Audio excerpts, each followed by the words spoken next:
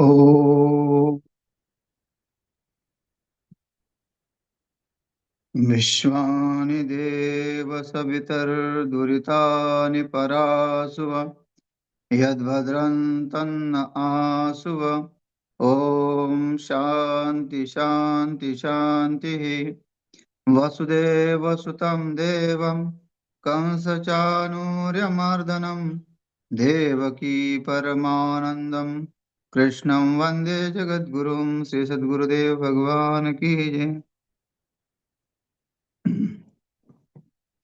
प्रस्तुत श्रीमद् भगवद गीता का 18वां अध्याय और श्लोक क्रमांक प्रथम। यहाँ भगवान संन्यास के बारे में बताते हैं। अर्जुन का प्रश्न है, अंतिम जो अवस्था होती है वो संन्यास अवस्था होती है। जैसे हमारे सनातन धर्म में 4 आश्रम बताए हैं। पहला ब्रह्मचार्य, दूसरा गृहस्थ, तीसरा वानप्रस्थ और चतुर्थ संन्यास। संन्यास का अर्थ होता है त्याग। अब यहां तक भगवत गीता अर्जुन ने सुनी तो वो त्याग और संन्यास दोनों एक है कि अलग अलग है, ये प्रश्न करते हैं। क्योंकि संसार में देखा जाता है कि जिसने घर छोड़ दिया उसने त्याग किया। अब उस त्यागी को सन्यासी बताएंगे या कोई विशेष क्रिया वाले को सन्यासी बताएंगे? हम्म। अनेक संप्रदाय है और अनेक संप्रदाय वालों ने त्याग किया हुआ। घर छोड़ के कुछ ना कुछ साधना भजन करते हैं और काषाय वस्त्र जो है वो अब कोई अधिक अधिक संप्रदाय वाले पहन रहे हैं। जैसे आर्य समाज में भी दीक्षा दी जाती है, वहां भी संन्यास है, वो भी वेद के अनुसार ही होता है। वैष्णव संप्रदाय में कोई कोई लोग काषाय वस्त्र पहनते हैं। यस्कॉम जो हरे कृष्ण वाला संप्रदाय है, जो द्वैत संप्रदाय है ना, जो द्वैत संप्रदाय वाले हैं वो भी काषाय वस्त्र पहनते हैं। तो ये काषाय वस्त्र पहनना ही संन्यास है, त्याग है कि और कोई त्याग है ना? और जो अ, अ, ये जो गुजरात में संप्रदाय है, अ, वो भी अ, काषाय वस्त्र पहनते हैं, स्वामीनारायण। तो स्वामीनारायण वाले भी काषाय वस्त्र पहनते हैं, उनका भी अलग अलग नियम है। वो भी सन्यासी के भांति कुछ कार्य करते हैं, कुछ नहीं करते। तो ऐसे तो ये प्रश्न उठता है। अगर हम प्रश्न उसका करें कि भाई इसमें से सन्यासी कौन है, और सन्यास मार्ग में जो सनातन परंपरा में है, जो शंकर परंपरा में है, वो भी सन्यास है, वो भी काषाय वस्त्र पहनते हैं। जो ब्रह्मचारी दीक्षा दी जाती है उसको भी काषाय वस्त्र पहनते हैं, नैष्ठिक ब्रह्मचारी को आजकल। तो इसमें यही प्रश्न है अर्जुन का कि हम किसको ये कपड़े जो पहने हैं सन्यास के, उसको सन्यासी कहे, या फिर जिसने विधि अनुसार त्याग किया और त्याग के अनुसार जो जीवन जी रहा है उसको सन्यासी कहे। इसका जो अलग अलग जो है उसका हमको भेद बताएं। क्या कहते हैं? अर्जुन वाच सन्यासस्य महाबाहो तत्त्वमिच्छामि वेदितुम् त्यागस्य च ऋषिकेश पृथक् केशिनिषूदन। अर्जुन कहते हैं कि हे महाबाहो, भगवान को संबोधन किया महाबाहो। और ऋषिकेश कई बार, ऋषिकेश ऋषिकेश ऋषिकेश भी यहाँ एक संत का नाम है ऋषिकेश। ऋषिकेश और ऋषिकेश जो है ये परमात्मा का नाम है। लगते हैं एक जैसे ही। लिखने वाले जहाँ हम रहते हैं उत्तराखंड में, उसको ऋषिकेश कहते हैं, क्योंकि वो संत महात्मा की भूमि है। जो संत, जहाँ संत जितेंद्रिय संत रहते हैं, उसको कहते हैं ऋषिकेश। जैसे गुड़ाकेश, अर्जुन का नाम पड़ा, जो जितेंद्रिय है। तो वैसे ही ऋषिकेश जो है, जो संत महात्मा है, त्याग पूर्वक रहते हैं और अपने मन के ऊपर जो है उन्होंने अंकुश लगा रखा है, जो साधना में नित्य रत है, उसको कहते हैं, जहाँ रहने वाले उसको कहते हैं ऋषिकेश। और ऋषिकेश जो है, ऋषि, यहाँ सी जो है दीर्घ है, और उसमें जो सी है वो रस्व है, शी, है ना। जो मूर्धाष्यकार है, मूर्धाष्यकार में जो यहाँ का स्थान ऋषि उत्तराखंड में जो ऋषिकेश है, उसका जो श है, मूर्धाश, उसमें रस्व इकार है, और भगवान के नाम पे जो है वो दीर्घ इकार है। तो ये फर्क है। लेकिन पढ़ने वालों को कोई ऋषिकेश ऋषिकेश बोल सकते हैं, लेकिन ये परमात्मा का नाम है। तो ऋषिकेश दो संबोधन दिया है, हे महाबाहो, हे ऋषिकेश, और केशी, केशी निषूदन, यहाँ और एक नाम दिया है, वासुदेव। हाँ, यहाँ किसी दैत्य को मारा है, किसी दैत्य को, तो उसी का नाम जो है वो भगवान वासुदेव नहीं मारा, वसुदेव से पुत्र वासुदेव, है ना। वासुदेव अपत्य वासुदेव हो गया। तो वासुदेव परमात्मा श्री कृष्ण न कहते हुए वासुदेव कहा। तो यहाँ तीन बार संबोधन करते हुए अर्जुन कहते हैं, संन्यास, संन्यासस्य च, और त्यागस्य, त्याग के तत्वम पृथक पृथक वेदितुम इच्छामि, त्याग के तत्व को पृथक पृथक जानना चाहता हूँ। तो वही बात हुई। भाई त्याग जो है अनेक प्रकार का माना जाता है। कई लोग जो है कपड़े पहनकर सिद्ध हुए हैं, कई लोग जो है बिना कपड़े के सिद्ध हुए हैं। हम कहीं जाते हैं तो दिगंबर अवस्था में मिलते हैं। अच्छा, जो दिगंबर अवस्था में रहते हैं उसी को परमात्मा मिलेगा, ये भी जो है नहीं कह सकते। और जो संन्यास लिया उसी को परमात्मा मिलेगा, ये भी नहीं कह सकते, क्योंकि संसार में देखा जाए तो प्राय ज्यादातर गृहस्थ आश्रम के ही लोगों को परमात्मा ने दर्शन दिए हैं। तुलसीदास जी कहो, संत तुकाराम जी कहो, एकनाथ जी कहो, संत मीराबाई कहो, जितने भी हैं, संत रविदास जी कहो, जितने भी संत हैं, वो संत तो सब गृहस्थ है। तो गृहस्थ का त्याग अलग होता है, या सन्यासियों का त्याग अलग होता है ना। त्याग जो है, इसके ऊपर ध्यान देना पड़ेगा, त्याग क्या है। अगर हम कुछ वस्तु को छोड़ने का त्याग करते सोचते हैं तो वो त्याग नहीं है। हाँ, हम उससे दूर हो गए हैं, हम उससे वंचित हो गए हैं। अगर हम वस्तु के पास रहते हुए भी, इसलिए तो कहते हैं महात्मा लोग कैसे रहते हैं, पद्म पत्र मीमांसा। संत महात्मा संसार में रहते हुए भी संसार को लिप्त नहीं रहते। जैसे कमल जो है कीचड़ को लिप्त नहीं रहता, कमल हमेशा अलग रहता है, वैसे ही संत महात्मा कीचड़ में लिप्त नहीं रहते हैं, वो संसार में लिप्त नहीं रहते। तो वही हमको वो देखना पड़ेगा कि त्याग क्या है। हाँ, त्याग संसार में देखा जा रहा है कि इसने घर छोड़ दिया, इसने डॉक्टरी छोड़ दी है, सन्यासी बन गए हैं। लेकिन वो त्याग परमात्मा को प्राप्त होता है क्या? जिसने पूर्ण वस्त्र वस्त्र छोड़ दिए, उस वस्त्र वो परमात्मा को प्राप्त होता है क्या? भरत राजा ने पूरे राज्य को छोड़ दिया, हाँ, विधिवत त्याग कर दिया, बिल्कुल त्यागमय जीवन जीने लगा। लेकिन उसका त्याग उसको उसका पूर्ण हुआ क्या? वो कहीं ना कहीं वह उसको अटक गया।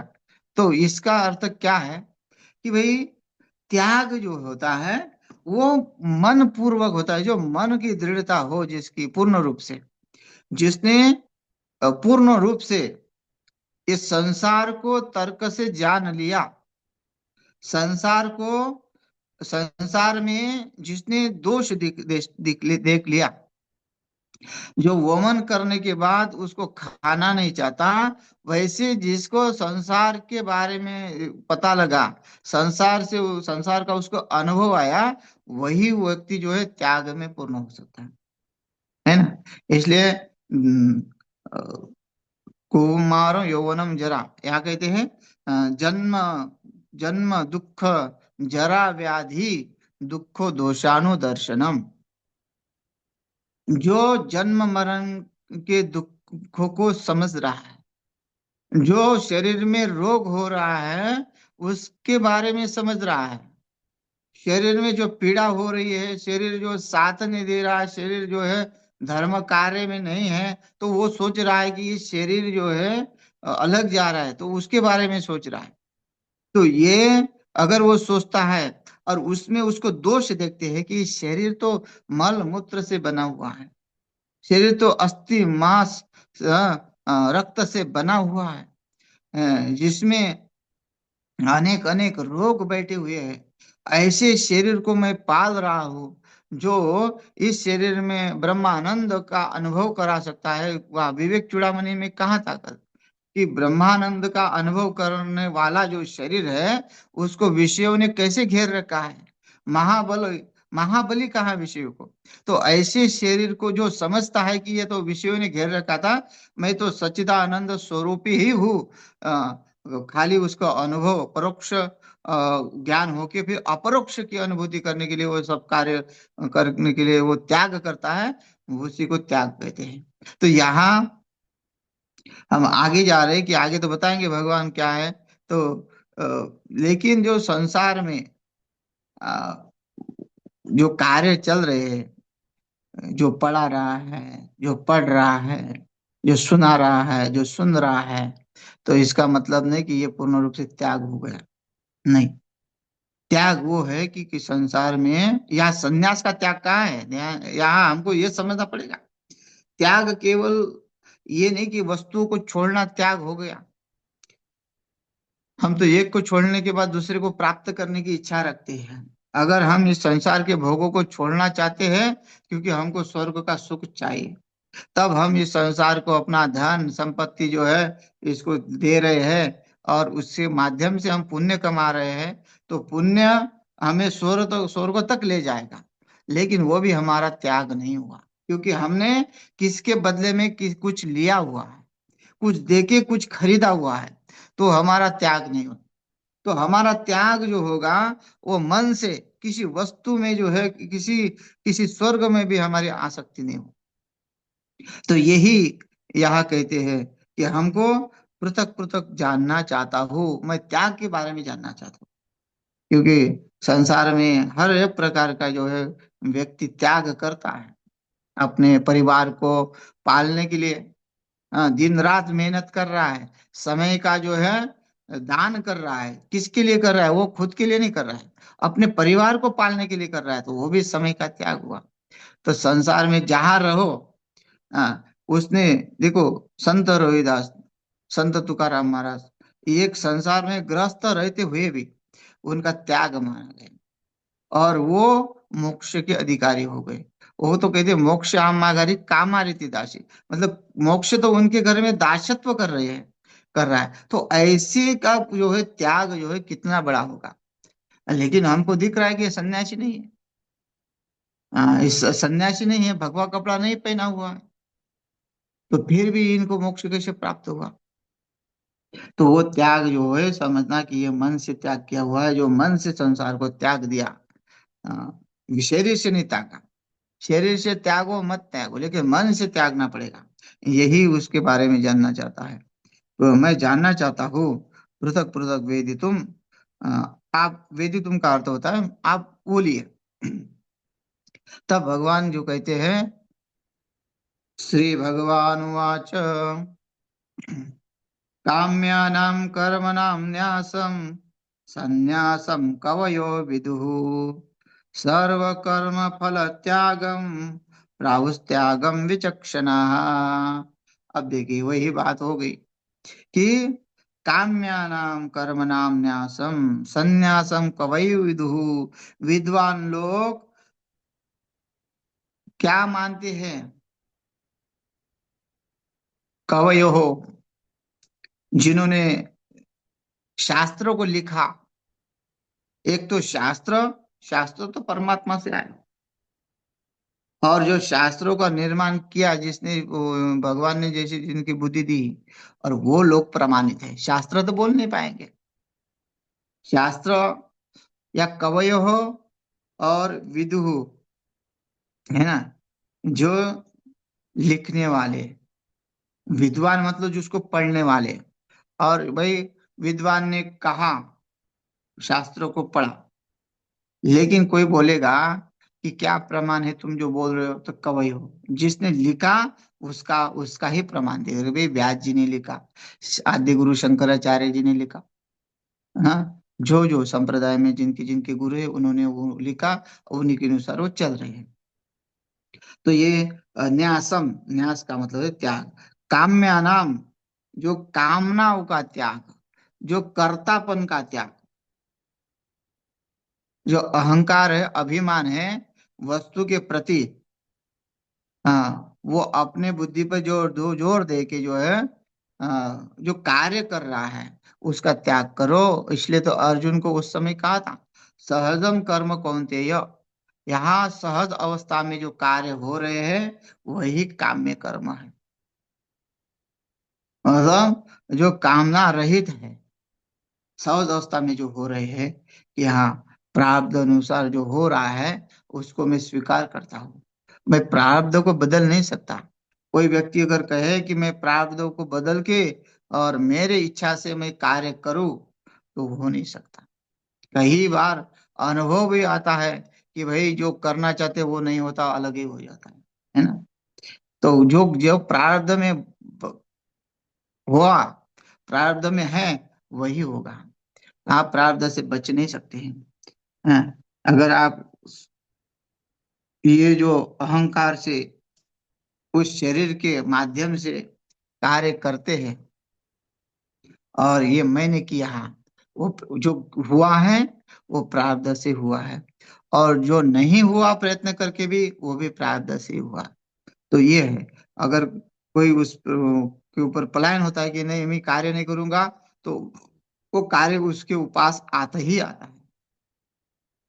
एक आश्रम छोड़ दिया तो दूसरा आश्रम आ गया, दूसरा आश्रम छोड़ रहे कि तीसरा बोल रहा है कि मेरा आश्रम संभालो।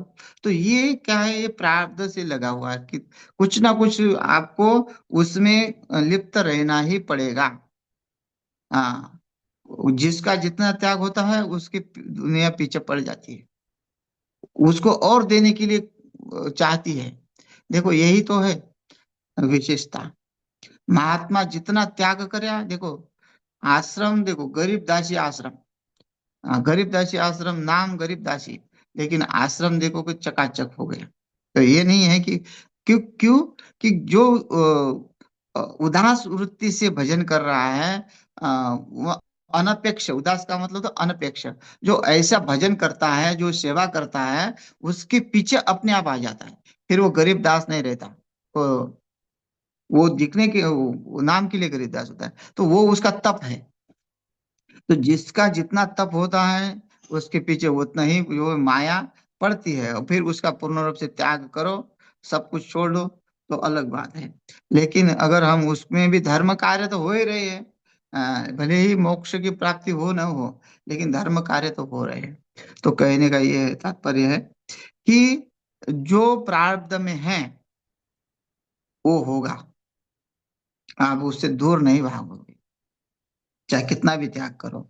एक तो प्रारब्ध से भाग रहा था, रोज मंदिर में पूजा करते हुए पंडित जी, और पंडित जी की सेवा बहुत कठिन होती है, उनको समय नहीं मिलता। सुबह से 4 बजे से अगर बड़ा मंदिर हो, और बड़ा मंदिर हो तो सुबह से 4 बजे से लगकर शाम को, रात को जो है लोग जो है 10 बजे तक आते रहते हैं। फिर वो कहाँ बाहर जाएंगे, कहाँ घूमेंगे। तो दिन भर जो है मंदिर में सेवा लगी रहती है, और उन्होंने भी वो सेवा ले ली है। लेकिन फिर भी उनका भी इच्छा होती है कि कहीं मंदिर से बाहर जाके घूमो, या इसको छोड़ के दूसरा कार्य करूं। तो वही सोचकर जो है पंडित जी निकल पड़े मंदिर को छोड़ के कि दूसरा कार्य देखूं मैं। कहाँ देखूं, तू जाके दो चार दिन ससुराल में रहूं, वही आसपास का ये और उनके माध्यम से काम देखो। तो जैसे ससुराल में पहुंचे तो सासू माँ बहुत आनंदित हुई। तो देखा कि दामाद जी आए हैं, और दामाद जी को देखते ही बहुत खुशी से उमड़ पड़ी। दामाद जी ने कहा, आपकी खुशी का इतना राज क्या है? बोले, क्या कहो, आज ही आपके ससुर गांव से बाहर गए हैं, और मंदिर की सेवा मेरे ऊपर आई है। और मंदिर की सेवा आने से मैं भी सोच रही थी कि कैसे इतना ये कर पाऊंगी। वो तो 4 बजे उठते थे। तो उतने में देखो, परमात्मा से मैंने प्रार्थना की थी, तो कोई व्यवस्था कर दो, तो भगवान ने आपको भेज दिया। और आप जो है वो सही समय पे आए। बेचारा मजबूरी से जो है, वह इच्छा नहीं होती हुई मंदिर में जो है पूजा पाठ करने लगा। फिर और सोचा कि ये संसार जो है ये सब मेरे पीछे पड़ा हुआ है। अब मैं कहीं भी यहाँ नहीं कार्य करूंगा, मैं अपना शरीर ही त्याग देता हूँ। जाके आगे जाके गांव के बाहर एक कुएं में छलांग लगा दी। तो छलांग लगा दी तो सेठ जी वही थे आसपास। सेठ जी ने आवाज सुनी और दौड़ के गए, और जो उनके काम करने वाले उनको कहा कि भाई, इनको बाहर निकालो जल्दी से। और मूर्छित हो गए पंडित जी, जो कुएं में कूद गए। तो बाहर निकाला, और थोड़ा होश आया। उनको सांत्वना दी कि आपके घर का कोई भी कष्ट हो, आप उसकी चिंता मत करो। आप तो शेरे से ब्राह्मण लग रहे हो, और ब्राह्मण के लिए मेरे पास भी कार्य है। आप कोई चिंता मत करो। जो संसार में तो खटपट होती रहती है, उसके लिए आत्महत्या करने की कोई जरूरत ही नहीं है। तो वो तो सुन ही रहा था, वो क्या बोलेगा। तो फिर सेठ जी ने कहा कि आप कुछ मत करना, बड़ा 2 समय भोजन आपको मिल जाएगा। केवल मेरे घर में राम जी का मंदिर है, उस राम जी के मंदिर की आप सेवा करना है, आपको पूजा करना है। देखो, तो ये हुए प्रारब्ध। जो घर से छोड़ा, वो वही उनके पीछे पड़ गया। तो ऐसा जीवन में, ये तो उदाहरण था, कोई सत्य बात नहीं है। हाँ, दृष्टांत तो कोई सत्य बात नहीं होती है, कई कई दृष्टांत तो ऐसे ही दी जाती है। तो ये दृष्टांत क्यों? क्योंकि हर एक के जीवन में ऐसा कहीं घटता है, ऐसा कहीं अनुभव आता है कि हाँ, मैं जो कार्य नहीं करना चाहता, वही कार्य मेरे सामने आ जाता है। अच्छा, जिसका मुख हम देखने ना चाहते हैं, वही मुख हमको देखने को मिलता है। तो इसी को प्रारब्ध कहते हैं। वो आपको छोड़ेगा नहीं। आप उस व्यक्ति से दूर भागते रहो, वैसे ही व्यक्ति आपको कहीं ना कहीं मिलेगा। परेशान करने वाले मिलेगा ही मिलेगा। कितनी जगह छोड़ेंगे, कितनी जगह भागेंगे। हाँ, एक नौकरी छोड़ दी कि वो बॉस ठीक नहीं है, और दूसरी जगह नौकरी लगी, वो उससे भी ज्यादा खतरनाक हो गया। तो यही है, जब हमारे भाग्य में, हमारे प्रारब्ध में अगर कष्ट है, तो वो कष्ट सहन करना पड़ेगा। तो वही यहाँ जो है, क्यों इतना बताया कि प्रारब्ध जो है, प्रारब्ध हम बदल नहीं सकते। इसलिए जो विद्वान कहते हैं, जो मनीषी कहते हैं, उसकी बातों पे अमल अमल करना पड़ेगा, उसकी बातों से चलना पड़ेगा, तभी हमारा कल्याण होगा। तो काम्य कर्मों का जो है न्यास, और जो काम्य कामना, जो कामना से किया जाता हुआ है। इसलिए तो भगवान ने कहा, सर्व कर्म फल त्यागम त्याग शांति अनंतरम। जो सर्व कर्म का त्याग करता है, वही जो है उस शांति को प्राप्त होता है। और काम्य कर्म क्या है? अ, जो भी हम यज्ञ दान तप कर्म जो कामना से, स्वर्ग प्राप्ति से करते हैं, घर गृहस्थी को बढ़ाने के लिए करते हैं, वो काम में त्याग जब तक नहीं होगा, तब तक आपका संन्यास नहीं होगा। यही कहते हैं, है ना। इसलिए सर्व कर्म फल त्यागम त्यागा शांति निरंतरम। वो त्याग, जब तक हम निष्काम कर्म की ओर नहीं दौड़ते, निष्काम, हाँ, कर्मण्येवाधिकारस्ते माँ फलेषु कदाचन। जो फल का त्याग करो, फल की इच्छा नहीं करो। भगवान कहते हैं, फल की इच्छा की तो, और उससे आगे आगे 18वें अध्याय में कहेंगे, इसी श्लोक का जो है लास्ट में, अगर तुम ऐसा करोगे तो भगवान क्या कहते हैं, काम्य कर्म का न्यास अगर तुम करोगे, फिर कहेंगे, भाई हमारी जीवनचर्या कैसी चलेगी? हम उस कार्य को नहीं करेंगे या उसका सब काम करेंगे, किसी की नौकरी करेंगे और उससे हम तनख्वाह ही नहीं लेंगे, तो वो संसार चलेगा क्या? तो आप कहोगे वहां भी निष्काम कर्म करो, है, निष्काम कर्म करो। ऐसा नहीं है। भगवान के वहां भी कहते हैं कि आपने केवल मन से इच्छा नहीं होनी चाहिए आपकी, जो जिसमें है उसमें संतुष्ट रहो। आपको 10,000 मिल रहा है तो 10 ही हजार का जो है भाव रखो। आप अगर 15,000 की आप इच्छा करोगे तो 15,000 आपको फिर बेईमानी करनी पड़ेगी, आपको जो है दुराचार करना पड़ेगा। तो वो ठीक नहीं है। जिसमें हो वही त्याग है। आपने इच्छाओं का त्याग कर दिया, जितने जिसने आपने जितना माना उतने आप संतुष्ट है, तो वही है। अगर मान, इसलिए तो भगवान लास्ट में कहते हैं ना, सर्वधर्मान परित्यज्य मामेकम शरणम व्रज, अहम त्वा सर्व पापेभ्यो मोक्षयिष्यामि अहं शुचः। अगर आपको ये सब काम काम में कर्म ये सब नहीं है, तो ये सब उसका जो अहंकार है, उसका जो ममत्व है, उसके ऊपर जो आपने अधिकार जमा रखा है, वो सब परमात्मा को दे दो कि परमात्मा से ही ये सब प्राप्त हुआ है। तो भगवान कहते कि मैं तुम्हारे पाप को नष्ट करूंगा, तुमको मोक्ष दूंगा। अगर तुम संन्यास नहीं जानते हो, त्याग नहीं जानते हो, तो बस यही करो कि ब्रह्मा परम ब्रह्म हविर ब्रह्माग्नो ब्रह्मणाहुतम ब्रह्मैवतेन गंतव्यम ब्रह्म कर्म समाधिना, जो कुछ है मेरा सब आपका है। हाँ, क्या लागे तेरा तुझको अर्पण, क्या लागे मोरा, कहते हैं ना कि मैं ये सब कुछ मेरा कुछ भी नहीं संसार में। मैं तो एक चौकीदार हूँ, चौकीदार। यहाँ मैं एक सेवा दे रहा हूँ, बाकी सब जो है यहाँ से निकल जाऊंगा, यहाँ की ड्यूटी समाप्त हो जाएंगी, फिर ये आपको जहाँ के वहाँ समर्पित हो जाएगा। तो ऐसा भाव अगर होता है, तब तो काम में कर्म का भी त्याग हो जाता है। तो यहाँ काम में कर्म का त्याग करने के अर्थ है कि जो यज्ञ दान तप कर्म, इसकी जो कामना करते हैं, इसके फल की जो इच्छा करते हैं, तप कर रहा है, तो जैसे रावण ने तप किया, असुरों ने काफी तप किया है, तो वो तप का जो है कामना है, उस कामना को त्याग करेगा तो उसका अच्छा होगा, नहीं तो उसको वही कर्म फल भोगना पड़ेगा। तो ये कहते हैं, कवयो हो पंडित जन काम्यानाम काम्य कर्माणाम कर्मों के न्यासम त्याग को संन्यास समझते हैं, है ना। पंडित जो जो है काम्य कर्म के त्याग को ही संन्यास समझते हैं।